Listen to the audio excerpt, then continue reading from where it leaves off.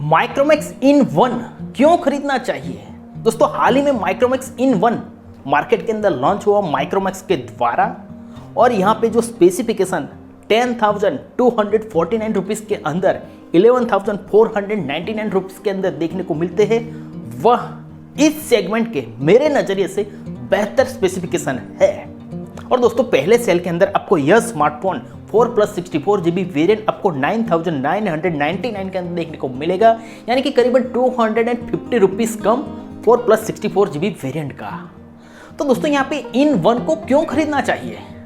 दोस्तों, यहाँ पे इस प्राइस सेगमेंट के एक हाईलाइटेड स्मार्टफोन की बात करूँ, पोको M3, तो वहाँ पे जो प्रोसेसर दिया गया है स्नैपड्रैगन 662, और यहाँ पे इन वन के अंदर जो प्रोसेसर दिया गया है मीडियाटेक हीलियो G80, दोनों प्रोसेसर सेम टू सेम है, आप ये कह सकते हैं।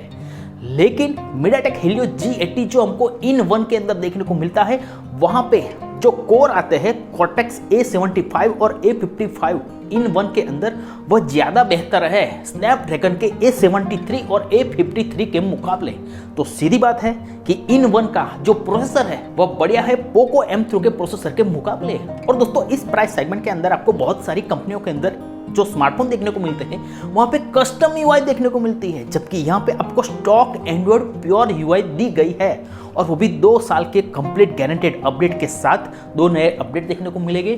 तो सीधी बात है कि स्टॉक एंड्रॉइड यूआई होने के कारण वह बहुत ही स्पीडली, बहुत ही स्मूथली वर्क करेगा। किसी भी प्रकार की हैवी यूआई, कस्टम यूआई यहाँ पे देखने को नहीं मिलती, तो आपका एक्सपीरियंस सुपर से बेहतर होने वाला है। और दोस्तों, यहाँ पे MediaTek Helio G80 hyper gaming technology के साथ आता है, जो स्नैपड्रैगन 662 के अंदर देखने को नहीं मिलती, तो गेमिंग भी आप बढ़िया कर पाएंगे। और यहाँ पे जो 48 मेगापिक्सल का मेन कैमरा दिया गया है, पीछे 3 कैमरा है, उसके अंदर 48 मेगापिक्सल का जो मेन कैमरा है वह ट्रू 48 मेगापिक्सल का मेन कैमरा है। यानी कि कई बार स्मार्टफोन कंपनियां 12 मेगापिक्सल का स्टैंडर्ड कैमरा देती है और फिर सॉफ्टवेयर की मदद से, बाइंडिंग टेक्नोलॉजी की मदद से 48 मेगापिक्सल का फोटो हमको देती है। लेकिन यहाँ पे ऐसा नहीं है। यहाँ पे आपको ट्रू 48 मेगापिक्सल का कैमरा, 2 मेगापिक्सल के मैक्रो, 2 मेगापिक्सल के डेप्थ सेंसिंग कैमरा के साथ देखने को मिलते हैं, और फ्रंट में आपको 8 मेगापिक्सल का सेल्फी कैमरा देखने को मिलता है। और दोस्तों, सबसे बड़ी बात कि इस प्राइस सेगमेंट के अंदर आपको वाइड वन L1 का सपोर्ट नहीं देखने को मिलता दूसरी कंपनियों के अंदर जो आपको यहां देखने को मिलता है। यानी कि इस स्मार्टफोन की जो फुल HD+ डिस्प्ले है, इसके अंदर आप OTT प्लेटफॉर्म के ऊपर सभी प्रोग्राम हाई डेफिनेशन के अंदर देख पाएंगे वाइड वन L1 के सपोर्ट के कारण, जो आपको बेसिकली ज्यादा रुपीस वाले स्मार्टफोन के अंदर ही यह सपोर्ट देखने को मिलता है। उसके बाद अगर हम बात करें तो यहाँ पे कैरियर एग्रीगेशन का सपोर्ट भी देखने को मिलता है, जो इस प्राइस सेगमेंट के अंदर, तो क्या 15,000 के प्राइस सेगमेंट के अंदर भी कई स्मार्टफोन के अंदर देखने को नहीं मिलता। तो कैरियर एग्रीगेशन होने की वजह से आपकी डाउनलोडिंग और अपलोडिंग स्पीड भी बेहतर रहेगी, और वो भी 10,000 के अंदर कौन देता है? माइक्रोमैक्स इन वन हमको यहाँ पे दे रहा है।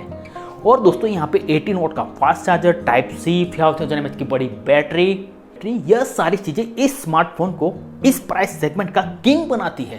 तो दोस्तों, 10,249 के अंदर 4+64 GB माइक्रोमैक्स इन वन को खरीदिए, दूसरी कंपनी के स्मार्टफोन मत खरीदिए। और अगर आप ज्यादा इंटरनल स्टोरेज चाहते हैं तो 4+128 GB का वेरिएंट जो 11,499 के अंदर आता है, उसको खरीदिए। उस प्राइस सेगमेंट के अंदर आपको दूसरी कंपनी के कस्टम यूआई वाले स्मार्टफोन देखने को मिलेंगे। लेकिन फिर भी मैं ये कहूँगा कि अगर आप 11,499 के अंदर भी इस स्मार्टफोन को लेते हैं तो आप घाटे में नहीं रहेंगे, क्योंकि 2 साल के continue update, major OS update, security page के अपडेट बेहतर देखने को मिलेंगे दूसरी कंपनियों के मुकाबले, जो कस्टम यूआई देती है उसके मुकाबले।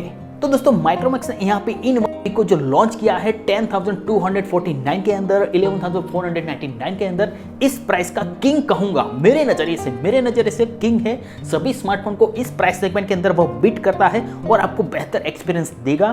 कई लोग ये भी कह रहे हैं कि भाई 10,000 के अंदर आपने क्यों लॉन्च किया? तो दोस्तों, कई बार अच्छी चीज होने में थोड़ी देरी लगती है, और यहाँ पे स्मार्टफोन इंडस्ट्री एक ऐसी चीज है कि अगर आप हर महीने नया स्मार्टफोन नहीं देते तो आप मार्केट के अंदर से गायब हो जाते हैं। तो सीधी बात है कि उसी गैप को फिलअप करने के लिए माइक्रोमैक्स ने रियर फिंगरप्रिंट स्कैनर वाला, एक अच्छी डिजाइन वाला, अच्छे डिस्प्ले वाला, अच्छी बैटरी, अच्छे चार्जर, अच्छे wide one L1 support, career aggregation के सपोर्ट के साथ यहाँ पे हमको एक अच्छा स्मार्टफोन बजट सेगमेंट के अंदर देने का प्रयास किया है।